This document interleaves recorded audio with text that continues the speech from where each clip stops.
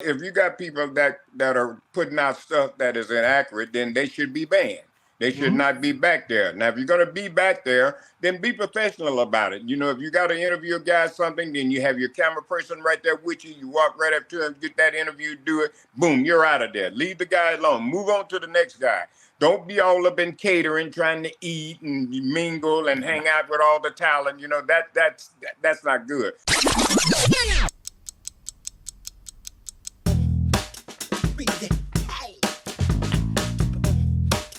Booker T is calling for WWE and AEW to ban wrestling journalists like Dave Meltzer.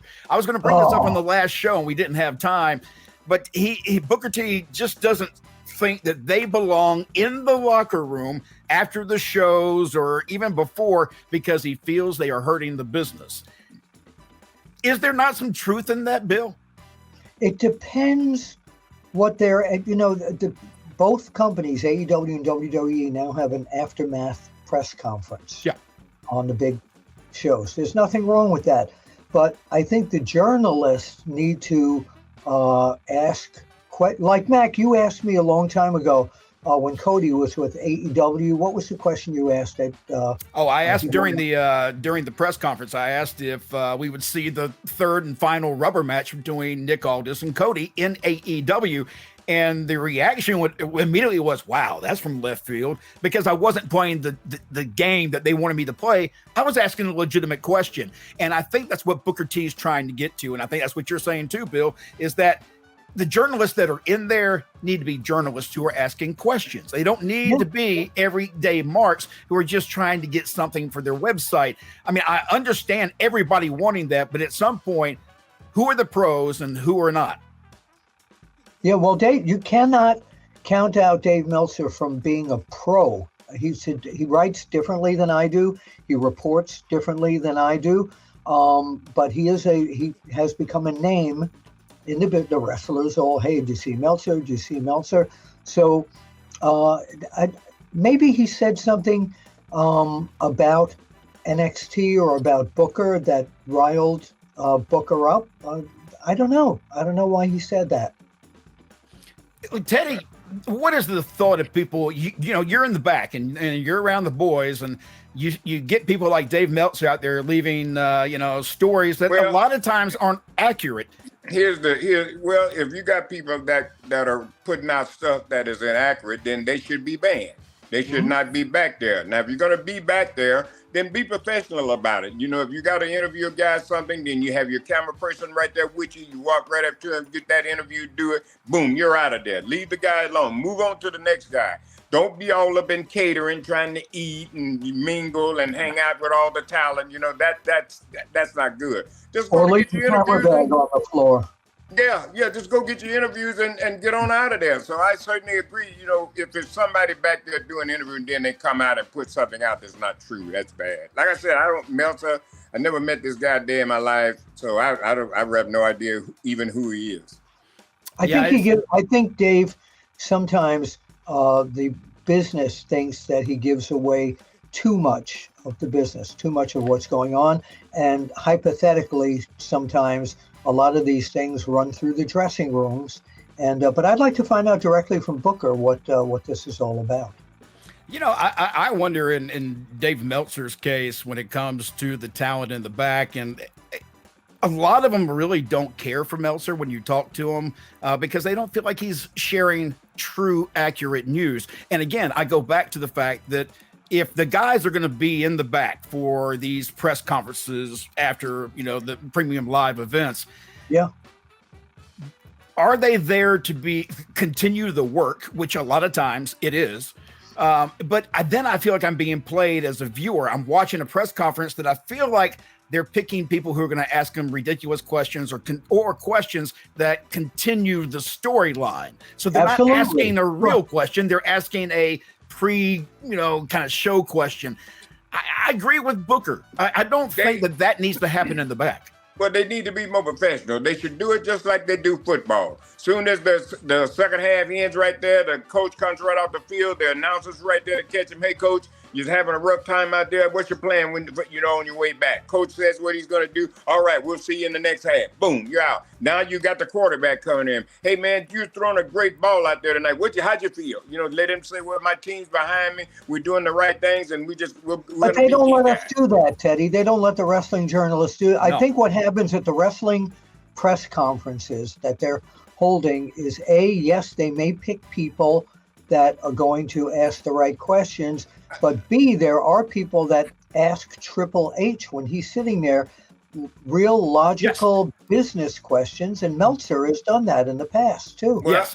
I'm sorry, I'm not talking about the press conference. I'm talking about backstage. Oh, it doesn't happen anymore. Okay. I brought up, before we started taping, I had mentioned to both of you, because Mac, it was you and I were discussing that I do interviews with WWE guys on the Apter chat, indie guys, veterans, but why no AEW, right? So AEW, I have asked ad nauseum for the past 6 months or more about doing AEW interviews, storyline based, just based on their angles or whatever. I'm not one of these guys that does the politics. And I keep getting from their PR thing, dear Bill, thanks for your email. We're not doing interviews. And that's really odd to me, considering that when AEW first came into being, they were overly friendly with the press and being able to reach out and get interviews. And it was wonderful at that time. Actually, I think that was part of what made them so hot. Well, go back and look at it. What they're doing, they're listening to somebody that thinks he knows what they're talking about, and they believe it. Well, the other thing is, all those years that WWE banned the magazines, also didn't let any wrestling press do interviews, but they would let Associated Press, ESPN, those. But now WWE is a pleasure to work with because, if we need an interview, we get an interview. And I never thought another company would come along without open arms to the press. And you can pick and choose who you want to give them to. And, I've been doing this 51 years, and I have a reputation that I don't do crappy interviews. I don't ask the wrong questions. I don't pin people down. You came up in the right time. You know how you take this serious. So you came up back with me and all the, when this wasn't no like entertainment like as it is today. You know what I mean? So Bill. But what is Tony? What they have to run all this past Tony Khan. So why would Tony Khan put the kibosh on someone, let's say like me, to not do an interview that would, hey, we don't need this. We have our own social media. I get that, but people look at me like, why aren't you doing AEW interviews? They don't get it, and I don't get why AEW has that stance. I get it. I get it. Tony Khan is having a meeting, and there are people in that meeting, and he said, oh, yeah, by the way, Bill Apter called me and brought up something he wanted to come by and do this. What do you guys think? And somebody said, no, Tony, that's not a good idea. So I can tell you exactly how it works. Okay. One of the things with AEW, this was not on our list, but I'll quickly bring this up, just a personal thought. One of the biggest issues I find with AEW is the fact that Tony Khan, he's a super nice guy. People talk about how wonderfully nice he is, and I don't doubt that for a second. But Tony tends to not be able to take constructive criticism well, and he gets very defensive every time somebody disagrees with something he has done. And I really feel like if he just relaxed a little bit, listen to the people around you. They're not attacking you. They're trying to give you constructive criticism. And somebody who runs a company like the Jacksonville Jaguars and all the other things that he's involved with should know that.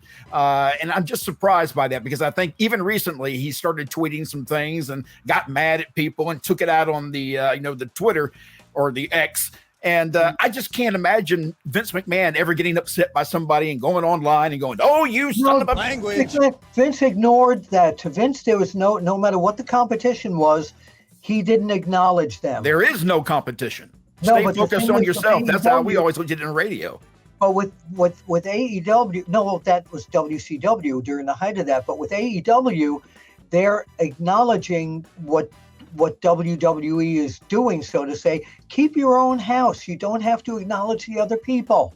That's what I said would happen to him in TNA under the Dixie Carter direction. I said that as I watched it.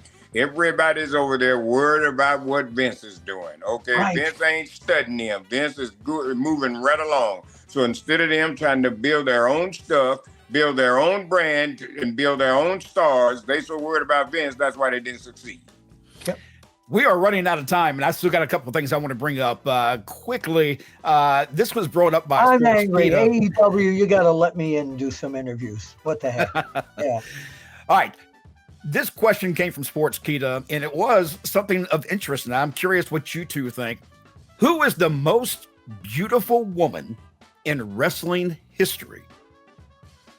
I've got the first one that came to my mind, I'm going to stick with it, but mine was Miss Elizabeth. I just, for whatever reason, I know she may not have been the most glamorous or whatever, but she was the most polished woman I think that was ever presented in wrestling, where you felt like she was a legitimate woman who carried herself very well, very sweet and very nice. So I just, Miss Elizabeth would be mine. There are other ones now I can mention just from looks, but how about you two? Mae Young. Teddy? Yeah. Oh, hell yeah. No, the most. Now look here, we're talking about people like Trish Stratus, Alexa What do you mean? Bliss. So you're going to discriminate against Mae Young? Well, I'm just saying. The younger Mae Young was quite a hottie. Mae Was Young she? Mae Young was my lawyer in wrestling's court. Don't mess with her. Okay, outside of Mae Young, anybody else? The Fabulous Moolah. I knew that was coming. Just knew that was coming.